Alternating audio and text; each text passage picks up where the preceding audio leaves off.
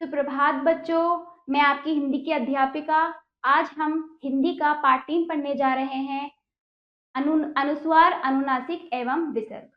चलिए शुरू करते हैं। अनुस्वार। अनुस्वार क्या होता है? बिंदु किसी भी अक्षर पर या वर्ण पर लगा बिंदु। ठीक है, ये रहा। जैसे अब हम पढ़ते हैं का अनुस्वार, इसको अंकी बिंदी भी कहते हैं। का अंकी बिंदी घ, कंघ, पतंग, पतंग, शंख। बोलिए शंख। पढ़िए मेरे साथ। रापे अंकी बिंदी ग, रंग।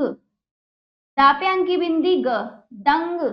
देखो ये ऊपर की तरफ लगता है। तापे अंकी बिंदी ग, तंग। ढापे अंकी बिंदी ग, ढंग। तापे अंकी बिंदी धा, कंधा। बोलिए कंधा। अंधा। अब मेरे साथ बोलेंगे अंधा। डंडा। बोलिए डंडा। पंजा।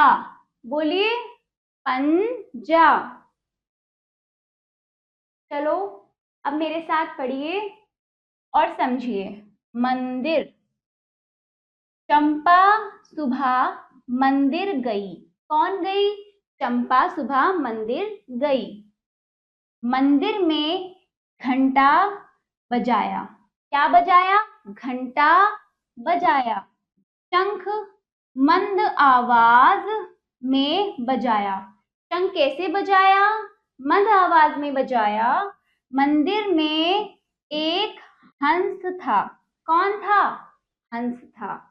हंस के पास एक बंदर आया। कौन आया? हंस के पास एक बंदर आया। हंस डर गया। हंस डर गया। पुजारी। पुजारी ने बंदर को डंडा दिखाया। पुजारी ने बंदर को डंडा दिखाया और बंदर को भगाया।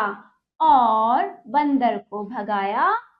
ठीक है, आगे बढ़ते हैं। ये हमारा हुआ अनुस्वार, जिसे हम अंकी बिंदी कहते हैं, जो हर अक्षर वर्ण के ऊपर लगी जाती है। आगे बढ़ते हैं। अनुनासिक।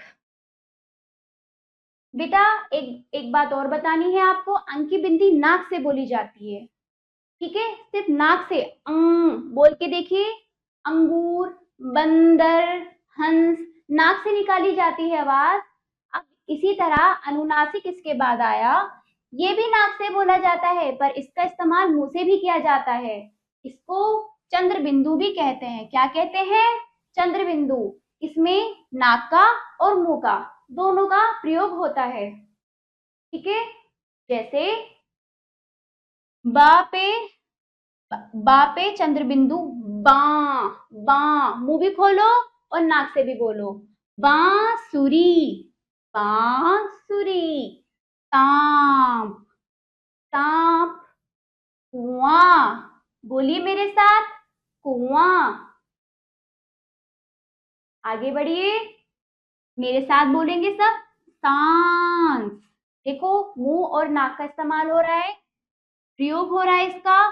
दांत, आंख, पांच। ठीक है।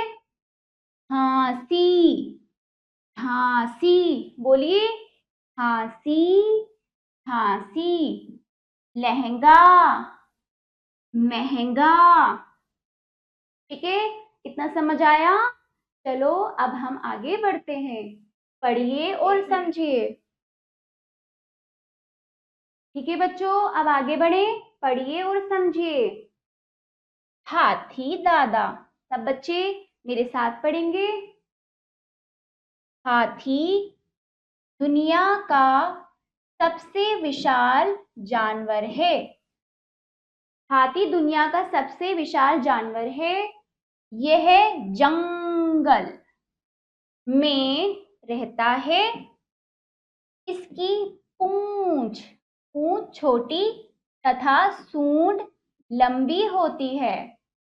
इसकी पूंछ कैसी होती है? छोटी, और सूंड कैसी होती है? लंबी। इसके सफेद,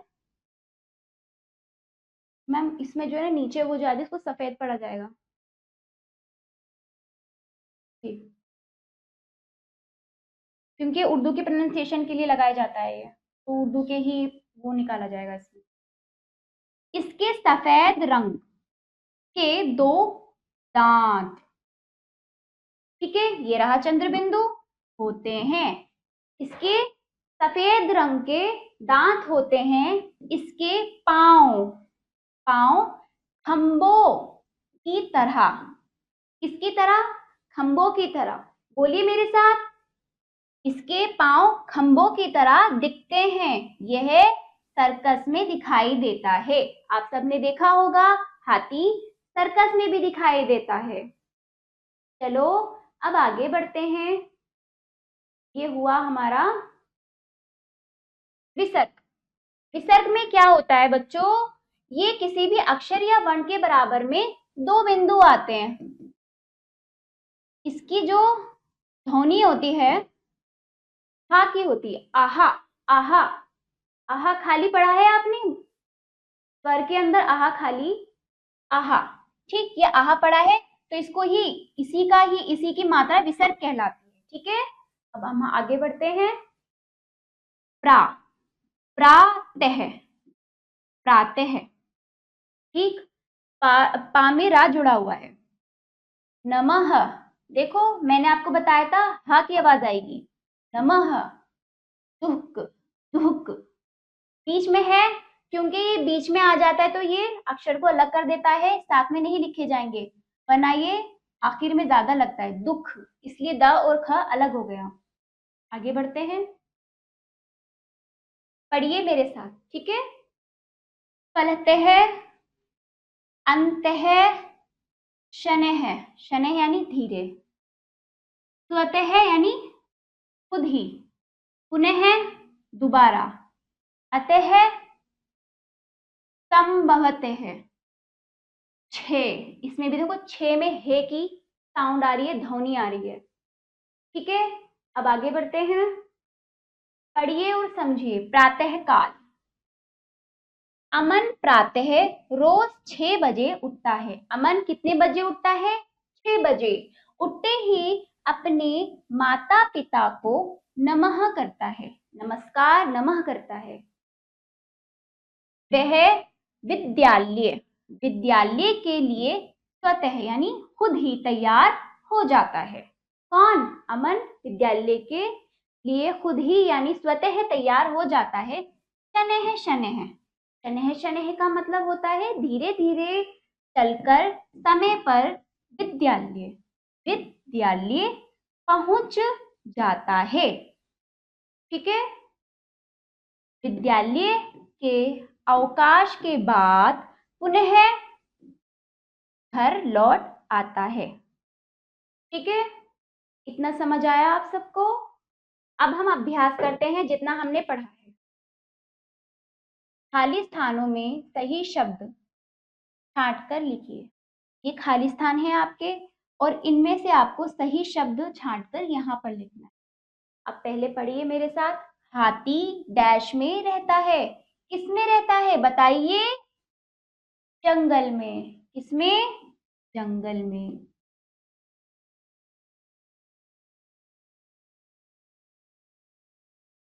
उसकी डैश छोटी व लंबी होती है। क्या पढ़ाया था मैंने? छोटी होती है पूंछ, लंबी होती है सूंड, ये वाला आएगा। पूंछ,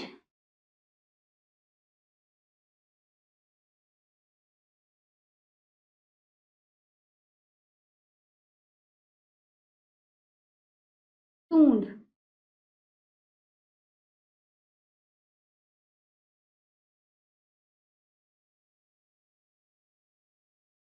ठीक है, हाथी के दो सफेद होते हैं। क्या होते हैं? दांत।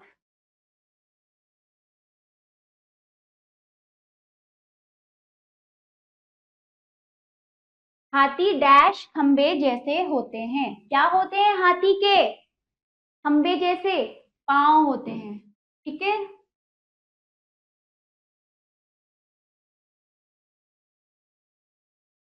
ये हमारा अभ्यास पूरा हुआ।